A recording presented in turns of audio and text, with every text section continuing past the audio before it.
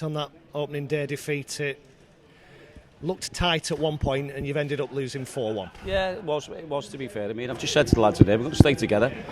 We've got a good group in there, good togetherness, and the game plan was working. We had a good game plan. Probably surprised Doncaster the way we played. But in terms of that, everything was going to plan. Lads put a really good shift in, everything worked, and then next minute, you concede right on half time. So that was disappointing. But Luke Molyneux pops up and does what he does, which is his tap-ins or second half, a worldie. Just firstly on conceding that first goal on the stroke of half time, how costly is that? Well, it was costly because we spoke to the lads. They've all done the individual stuff in terms of opponents who they're playing against. So we knew today would have been crucial in the wide areas where it's full-backs overlapping.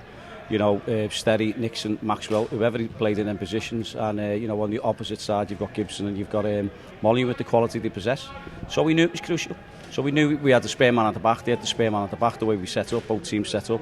And, Molyneux finds himself in the position in the box to tap it in right on half-time, which was really disappointing. Seamus Keneally seemed to be having a conversation with the referee at half-time.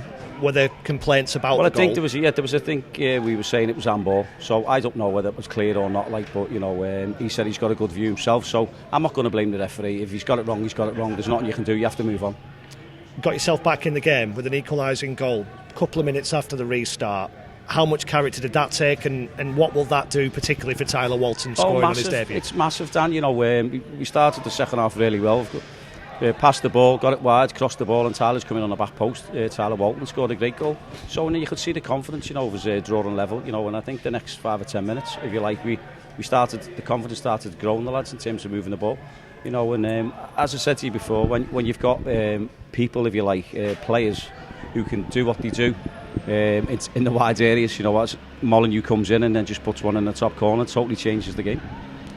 You've referenced that goal. Gibson scored an excellent one as well. How much does that knock the stuffing out of you sometimes? Well, it did, but you've got to try and keep going, haven't you? One can't become 2 and 3 and 4. But Connor's made a decision, Conor O'Brien, to jump in, and again against Gibson, who's a good player, and he's nicked away from Connor, and then the next thing he does is puts it in the top corner. So 2 worldies. If you take the goals out the game, I think that the lads acquitted themselves well. I think the game plan was working. Again, you can see him just right on half time, and then. I just think them 2 worldies does knock the stuffing out of you. But I was pleased with the way we competed, the way we ran, because you're against tough opposition here. They're a very, very good side. They've got individual players. They're very good.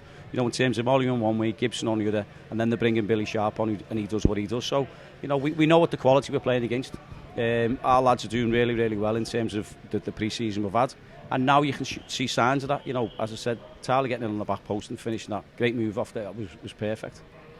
Was it a frustration that you didn't create more after getting that goal? I would say so. I think I've just said to the lads, I think they've done the basics better than us. I think, Joe Ironside tied the ball in a few times. They had runners, which they had stayed with at times, and sometimes he didn't pass them on. And I think, Kelsey and Jimmy will have learnt a lot today out of that, playing up against Richard Wood, who's an outstanding centre-half, obviously the other side of his career, and Tom Anderson. So they'll have learnt a lot, out of that. But they were getting better, and they were linking up really well. And yet that'll all come. It's the first game. It's 3 points, and that's all. That's a loss today. 7 of your signings started. How difficult is it to integrate that many players? Well, it is, but it's been ongoing for the pre-season, if you like. So that is, and it'll still be ongoing. And we'll work that. As I said, there was a load of positives to come out of that game. I was pleased with what we produced in terms of out of possession. Yet again, getting the ball wide, the patterns of play we played, worked on. Resulted in us getting a goal early on the second half. So that's all ongoing, and it is tough integrating 7 players, as you said, but that's the job, and the lads will stick to the task. You didn't have Ash Hunter in the squad today. Is that just that he's not quite ready? He had a bit of a sore heel, and at the minute he's not quite ready for today, but that's he's fine now. You've got a League Cup game Tuesday at Tranmere. Is it a good thing to have a game in quick succession? Is that time better spent on the training pitch or out there on the match pitch? No, I think it's better when there's a game in quick succession, to be honest. No, all the lads are ready. Said that to you the day on the Friday. So I think we're all ready, raring to go. As I said, when you come up against opposition like we did today, who finished the season the way they did, playoffs, and then you can see the bits of quality that they showed today. And I said the game's changed on two worldies for us. Is it an opportunity with a League Cup game to use your squad, to look at what you've got? It is, Dan, and the squad is there for that. So that's what we'll be looking at. Me and Jed will sit down and dissect what we've just seen first. Lads will have a look at it, we'll learn, and we'll go forwards, and we'll go into Tuesday, turn our attention to Tranmere. And how much do players have to kind of learn what it's like to play Saturday, Tuesday, Saturday? Because it's pretty relentless. Well, it is relentless, but some of them, as you said, have come from non-league, and some of them are just stepping up, young men stepping up. So they're learning on the job. They're learning on the training grounds, and as we said, we'll keep learning, and we'll keep getting better, and we'll keep making sure that we try and improve the players in the team.